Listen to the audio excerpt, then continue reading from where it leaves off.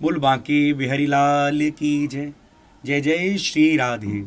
आप सभी को एक सुंदर विषय हमारे पास, वो क्या है? वो है दान।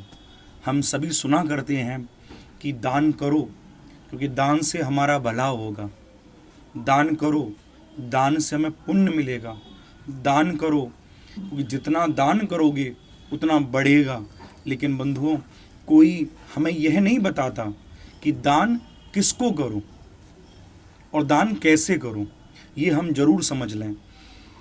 नीतिकार कहते हैं कि एक दुर्जन यानी बुरे व्यक्ति को दिया हुआ दान हमारा कितना पतन कर सकता है, और वहीं एक सद व्यक्ति को दिया हुआ दान हमारा कितना उत्थान कर सकता है। ये दो चीजें हैं। और वहीं वही पैसा, वही दान एक सदपुरुष को प्राप्त होता है तो वो उस पैसे से कैसा कार्य कर सकता है, और वहीं किसी दुर्जन को प्राप्त होता है तो वो उस पैसे से क्या कर सकता है। आइए हम नीतिकारों की इस बात को थोड़ा श्रवण करें। नीतिकारों ने लिखा है कि कुपात्र दाना च भवे दरिद्रो दरिद्र भावेन करोति पापम पाप प्रभावा नरकम प्रयाते पुनर्दरिद्रो पुनरेपि पापी। नीतिकार कहते हैं कि एक कुपात्र को दिया हुआ दान, यदि किसी को आपने दान दिया, वो कुपात्र निकला, यानी आपके दिए हुए पैसे से उसने सदमार्ग में नहीं लगाया, किसी पूजा पाठ में नहीं लगाया, गृहस्थी के पालन में नहीं लगाया, उसने उसी पैसे से जुआ खेला, उसी पैसे से उसने मदिरा पी, उसी पैसे से उसने बुरे कृत्य किए, तो उसके जो बुरे कर्म हैं उसमें सहायक हम बने, क्योंकि हमने उसे पैसा दिया।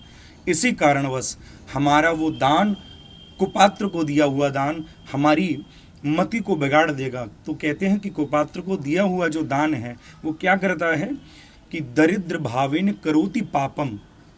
जब हमने किसी कुपात्र को दान दिया तो हमारे मन में दरिद्रता का भाव आएगा।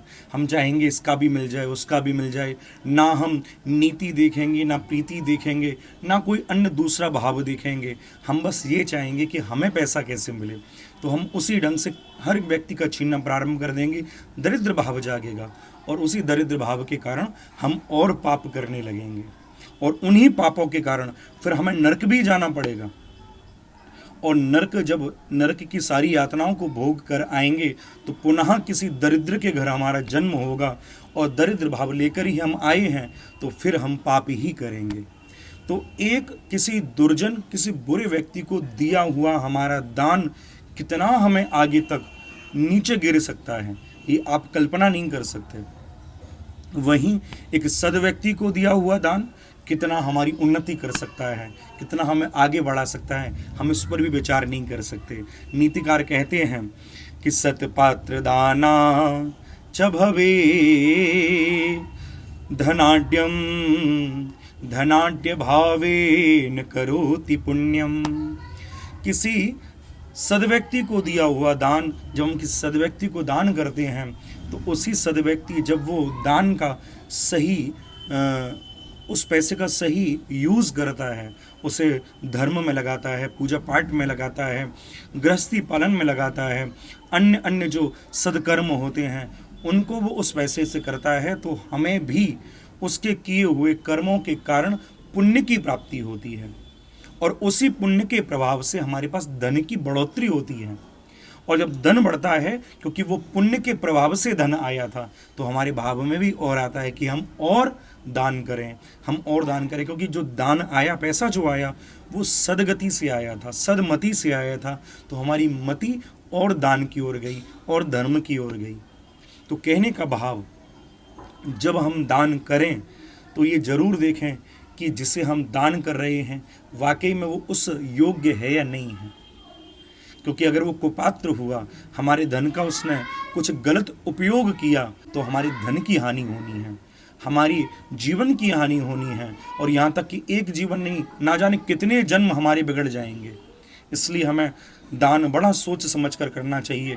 कहा गया है दुष्टस्य साधु विपरीत मेतत ज्ञानाय दानाय इति रक्षणाय। दुष्ट और साधु में यही अंतर है। जब दुष्ट के पास धन बढ़ेगा तो वो पाप वृत्ति करेगा, और वहीं साधु के पास धन बढ़ेगा तो वो धर्म करेगा। वहीं दुष्ट के पास बल बढ़ेगा तो वो दुरुपयोग करेगा, किसी असहाय को सताएगा, और वहीं किसी साधु को बल की प्राप्ति होगी तो वो किसी का सहारा बनेगा। तो दुष्टस्य साधु विपरीत मेतत ज्ञानाय दानाय इति रक्षणाय।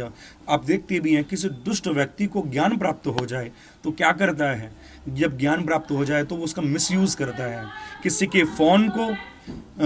फ़ोन को हैक कर लेना, किसी के अकाउंट को हैक कर लेना ज्ञान का ही है, क्योंकि ज्ञान ही नहीं होगा तो हैक कैसे करेगा। ज्ञान तो है, लेकिन उसने उस ज्ञान का उपयोग कहाँ किया, बुराई में किया। ये वही किसी साधु को ज्ञान प्राप्त होता है तो वो अपने ज्ञान को सब तक पहुंचाता है कि कोई भी इस ज्ञान से अचूका ना रहे, सभी इसका लाभ ले सकें। इसीलिए भैया जब जब दान करो सोच समझ कर करो, क्योंकि शास्त्र तो कहते भी हैं कि भूमि दान, गौ दान, कन्या दान बड़ा सोच समझ कर करना चाहिए, और धन का दान ये सोच समझ कर करनी चाहिए। कुछ दान ऐसे हैं जिन्हें करते समय सोचे भी नहीं, जैसे एक औषधि दान, दवाइयों का दान करना हो तो मत सोचो ये कितना पापी है। हमारा धर्म केवल उसके रोग को ठीक करना है। कोई भूखा है तो उस समय केवल हमारा यही कर्तव्य है कि उसकी भूख मिट जाए। कोई निर्वस्त्र है तो उस समय हमारा केवल एक लक्ष्य होना चाहिए कि इसके तन पर वस्त्र हो। तो कुछ दान ऐसे हैं जिन दानों को करते समय बिल्कुल 100 बार विचार करना चाहिए, और कुछ दान ऐसे हैं जिनके लिए विचार की आवश्यकता नहीं है। इसीलिए जो हम धन का दान करें, भूमि का दान करें, अन्य जो सद चीज़ हैं उनका दान करें तो सोच समझ कर करें कि हमारा दान किसी सद व्यक्ति के पास ही जाए जिससे वो सत्कर्म करे, और उसके सत्कर्म से हमारी मति सुदृढ़ हो, और उस सुदृढ़ मति से हम और भगवत मार्ग पर आगे जाएं, और हमारे मन में ठाकुर जी के प्रति दिव्य दिव्य भाव जागे, उनके प्रति प्रेम जागे। तो यही एक छोटी सी बात आप सभी को कहने के लिए यह वीडियो मैंने माध्यम बनाया इस वीडियो को। तो आप सभी जिसे ये मेरी बात समझ में आई हो वो अधिक से अधिक इस वीडियो को शेयर करें। और अंत में मैं सभी के हृदय में बैठे हुए बिहारी मेरे आराध्य उन बांके बिहारी को, अपने आराध्य को मैं प्रणाम करता हूँ। बोल बांके बिहारी लाल की जय।